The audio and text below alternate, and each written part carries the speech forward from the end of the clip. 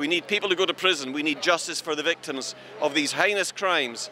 And the charges of genocide, the charges of biological weapons that are being used, these are very serious charges. If the judge in this case puts them on trial, I'm telling you, the international media will blow up.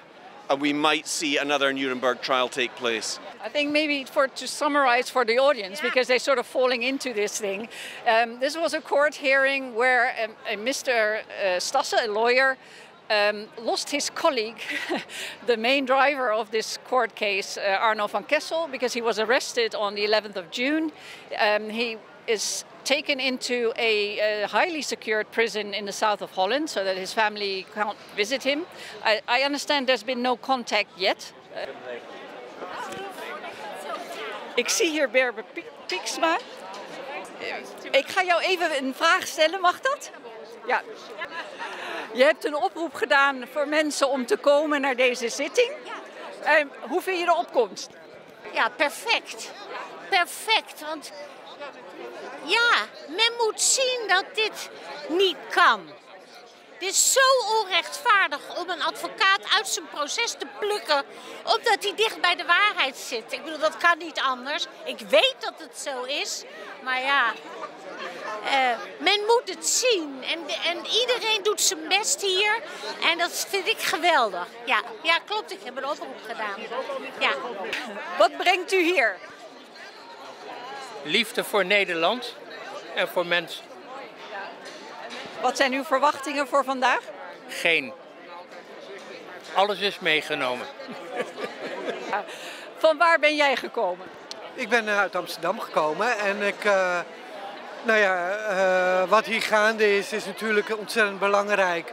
Dat duidelijk moet worden waar de prikken voor staan en dat er dus ontzettend veel schade is. Ik kom uit de zorg, ik zie heel veel schade, mijn collega's zien het nu ook.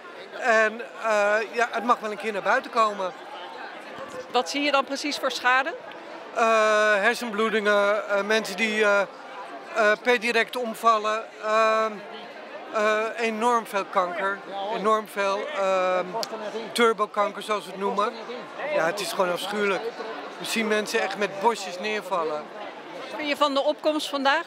Fantastisch. En dan mogen we niet met z'n allen naar binnen. Hebben ze niet goed geregeld. Ik bedoel, hallo, had je kunnen weten. Ik denk, heel kinderachtig. Maar dat is al gezegd, dat we niet naar binnen kunnen met z'n allen? Nou, we mogen de man met de pet, de man met de rode pet is de laatste. En dan gaan ze kijken wat er nog open is en dat gaan ze opvullen. De rest moet wachten. Dat je denkt, hallo, er zijn genoeg zalen, kom op. Ik wil u vragen, waar komt u vandaan en wat brengt u hier? Ik kom uit Overijssel. Het is te schudden voor woorden wat hier gebeurt. Daar ben ik hier. Dat is alles. Jawel. Mijn beste vriend Arno van Kessel, die hebben ze uit zijn bed gelicht. En het lijkt nergens op hoe hij behandeld wordt. Schandalig. En ik vind het prachtig om te zien dat er zoveel mensen zijn om hem te steunen. Maar het is verschrikkelijk dat dit hier in Nederland gebeurt. Het is heel erg. Heeft u misschien het laatste nieuws over Arno van Kessel? Wat weten we nu van hem in Vught? Hij heeft nog steeds geen contact, dus met niemand. Ook met zijn vrouw nog niet? Nog helemaal niks. Nee, ze heeft al 4 weken niks van hem gehoord. En dus helemaal niks. En zijn advocaat mag ook nog niks zeggen? Oh, want ik had begrepen dat hij nu wel contact had en dat hij had gezegd liever geen bezoek. Maar dat is dan kennelijk verkeerde bron. Ik denk het wel, ja. Maar precies weet ik het ook niet. Nee, maar het is erg genoeg. Oké, dank u wel. Dit is juist de idiotie. 5 miljard kuren. Dat betekent dat 1/3 van de wereldbevolking dit gehad heeft. Dat linker. Dat 1/3 van de wereldbevolking dit geslikt heeft. Nou ja, ik word alweer helemaal klaar. Ja. Meneer, mag ik u vragen, waar komt u vandaan en waarom bent u hier? Ik kom uit Lelystad en ik kom hier ter ondersteuning van Arno van Kessel. Waarom is deze zaak belangrijk voor u? Ik denk dat het belangrijk is voor ons allemaal. Dus, hij staat voor het recht en ik denk dat hem onrecht wordt aangedaan. Waar bent u van, mevrouw? Ik ben Jamila Leper van de andere krant, van Pinch of Soot, van podcasts, van allerlei verschillende kanalen. En u bent, heb ik begrepen, een oud-rechter, Ja. Barend, 82 jaar oud. Ik ben Barend van Tiel, ik ben 82 jaar oud. Ik heb een boekje geschreven, De Vierde Tirannie. En de werkelijke titel is natuurlijk eigenlijk Vrijheid of Marxistisch wereldregime. U was vandaag bij de zitting aanwezig van Peter Stassen tegen een heleboel mensen, namens cliënten, en waar Arno van Kessel niet bij kon zijn. Wat vond u van de zitting? Het betoog en de reactie en het hele optreden van Peter Stassen, volslagen briljant. En het is een echte topadvocaat die niet alleen topadvocaat is, maar ook een fatsoenlijk, door en door fatsoenlijk mens is met een rechte rug. En dat laatste, daar gaat het tegenwoordig steeds meer om. U heeft die andere acht. Nou ja, ze zijn blijkbaar advocaat. Die heeft u zelf ook aan het werk gezien. Nou ja, werken. Ik kan het geen werken meer noemen. Het zijn gewoon een stelletje omgekochte zwakkelingen. Die niets kunnen behalve meelopen met de machthebbers en het volk onderdrukken. Ja, dat kwam ook duidelijk uit het pleidooi van Peter Stassen.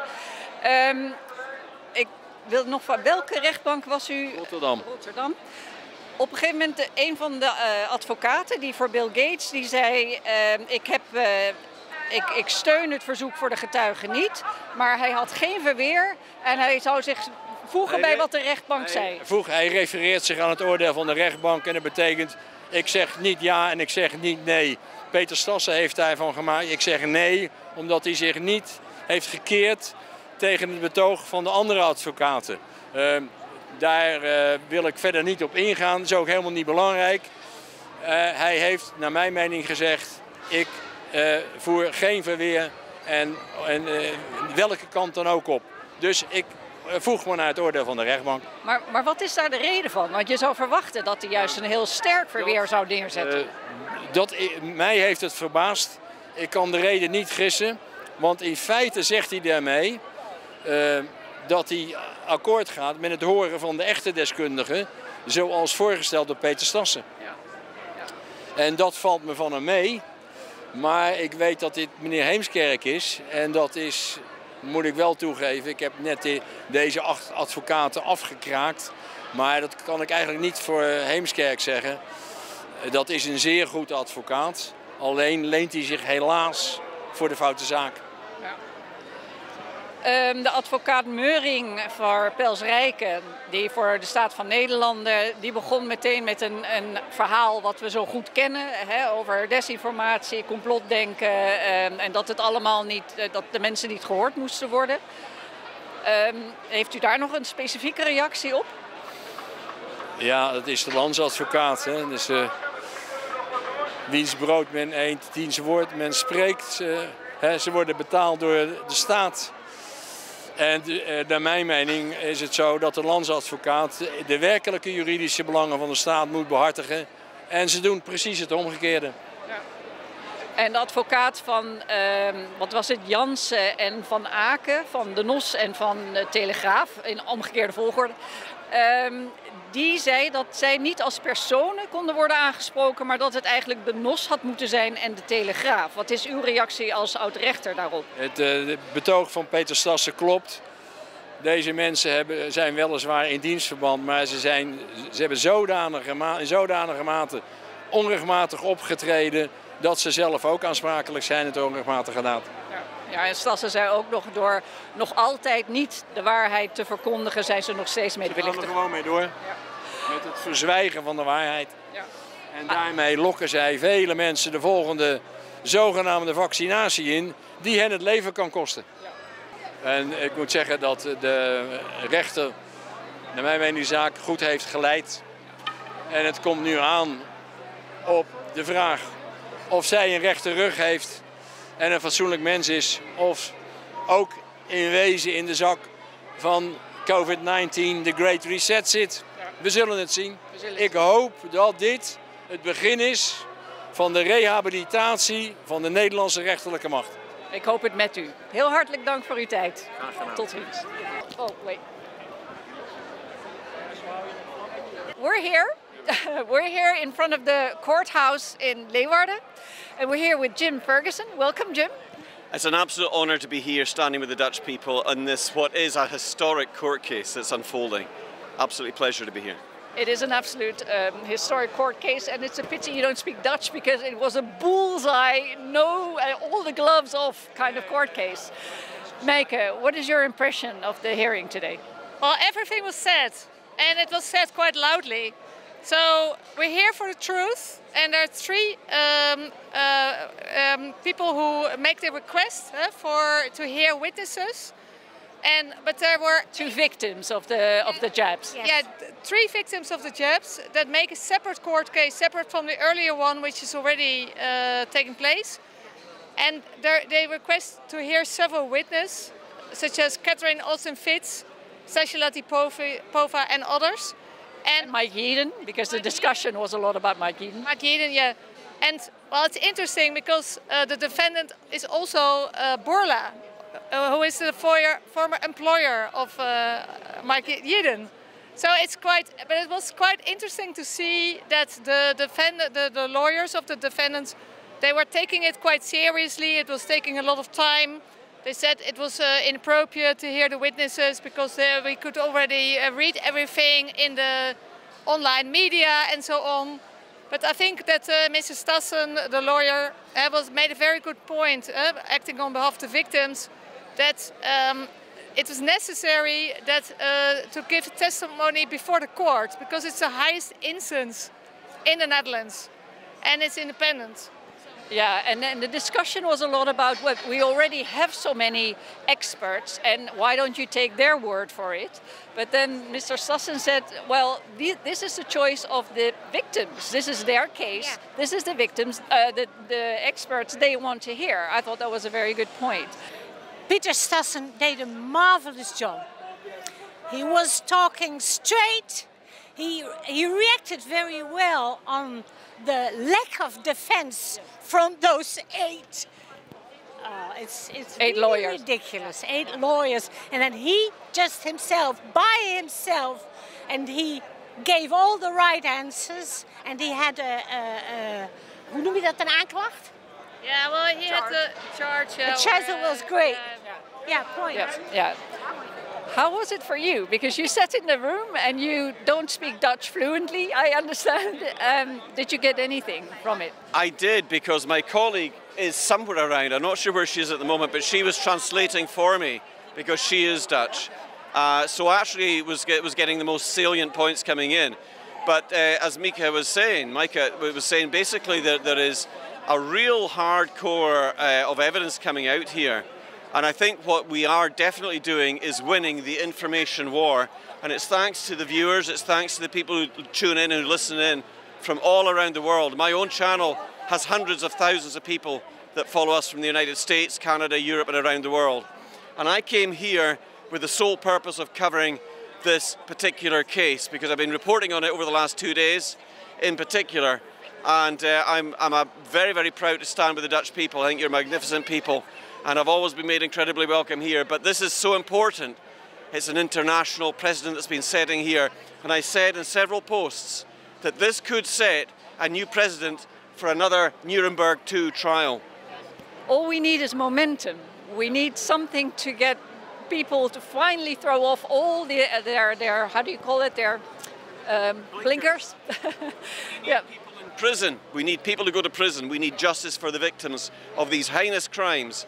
And the charges of genocide, the charges of biological weapons that are being used, these are very serious charges. If the judge in this case puts them on trial, I'm telling you, the international media will blow up and we might see another Nuremberg trial take place.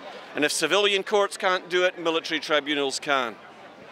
What did you all make of Bill Gates not having any defense other than saying, I'll comply to whatever the court says? It was weak. I think it was on behalf of the state, because it was the lawyer, Mr. Heemskerk. He's the representative of the state. Gates? Because Meuring and Veldhuis are for the state. Yeah. And he said he adjusts to the defense of the state.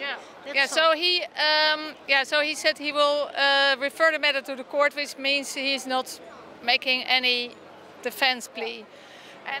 And I think, well, Mr. Heemskerk is one of the most brilliant lawyers on civil court cases. So it was quite interesting, I thought, to see him not saying anything.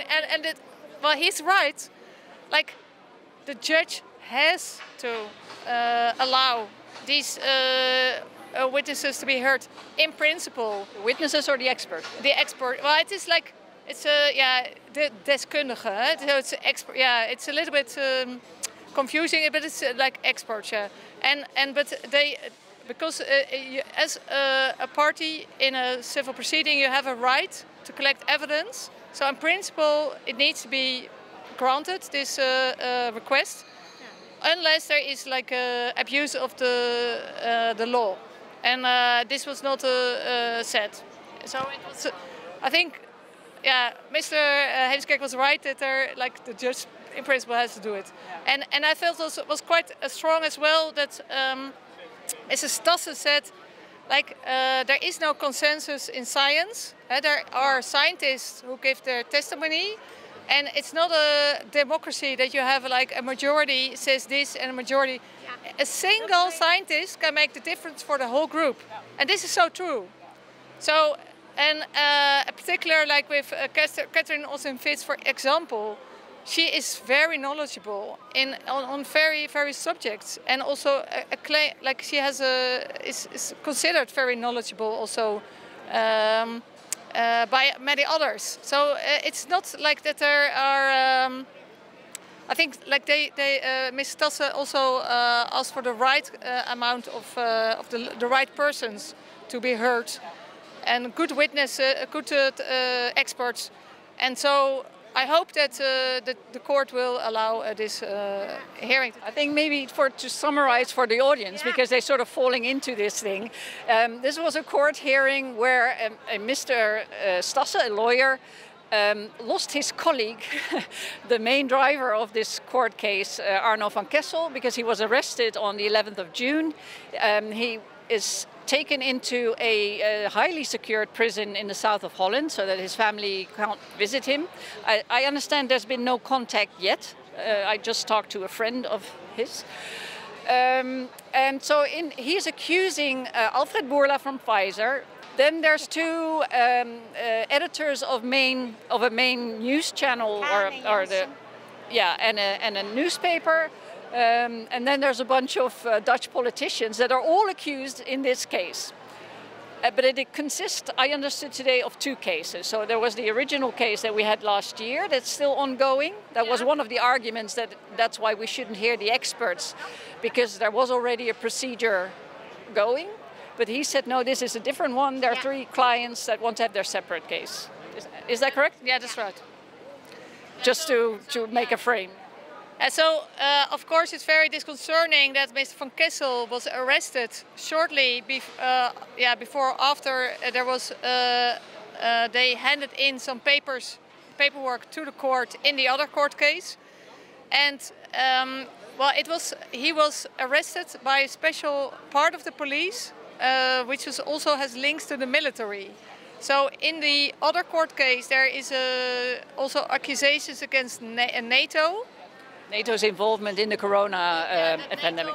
NATO was involved with the misinformation campaign and PSYOP operation, so to mislead the population. And then it's quite, of course, bizarre that the same NATO can also perhaps get the lawyer arrested via a special part of the police which works for NATO. So it sounds to me very odd that a lawyer could be arrested and still we don't know anything about the charges. And it's absolutely ironic that we don't know anything about the charges. He's been temporarily suspended as a lawyer for 6 weeks. No, I'm sorry. 6 months. No, more. In the last 2 years, he's been 3 times suspended, and it means that he probably won't ever do his job anymore as a lawyer. the dean of lawyers, he was there when he was picked up from his bed, and that was the third time in 2 years. So deliberately they did this. I'm sorry. Thank you very much for that information. Yeah, they did this to have him... but really just like Rainer Füllmich in a way. Same story, I'm sorry, same story. Yeah. Lawyers are the sole persons that can reach to the right, to the judges. Yeah. So if they... Oh god, ik kan ook niet goed echt Engels. You're doing fine, we understand. Yeah. He's been put away just so he can't. Yeah, but he's been also, maybe for the viewers abroad, he's been put away in this prison, which I find really scary. It's a prison that they have, the interrogation rooms are inside the prison. And so a judge can hear the prisoners online, but maybe also inside. And we don't get to see those prisoners because they also made a court case within the prison. So in theory, a prisoner doesn't have to come out again and everything can happen inside. And inside is also a psychiatric prison. So it's like Guantanamo Bay marries One Flew Over the Cuckoo's Nest. Yeah. It's a really scary concept. And they're building another one in Vlissingen. Would you like to add anything to this case? Yeah, I would just say that there is huge international focus on what's going on here in the Netherlands. This case is particularly important, and I believe it will lead to other actions being taken in other countries and other nations. So this could be the spark that creates the fire that actually burns for justice for people all around the world. And I'm here to support what's going on here. I'm here to stand with Van Kessel. I'm here to stand with the Dutch people who are worried and upset. But the truth will prevail, and they can't silence everybody. But what you're talking about there with him being put into that prison, detained, arrested at his home, that is what is pure intimidation. They are trying to attack people. They are trying to show them up as an example of what will happen if you speak out. And that can't be tolerated. So all of us around the world need to band together. We need to unite. We need to support each other. And what you're doing here with the media that you're doing is incredibly important. And all of us play a part in all of that, and it's a pleasure to be here to talk to you. All right, well, thank you very much for your time. Let's keep our fingers crossed, and thanks everybody for watching. Bye. Thank you. If you want to take my details.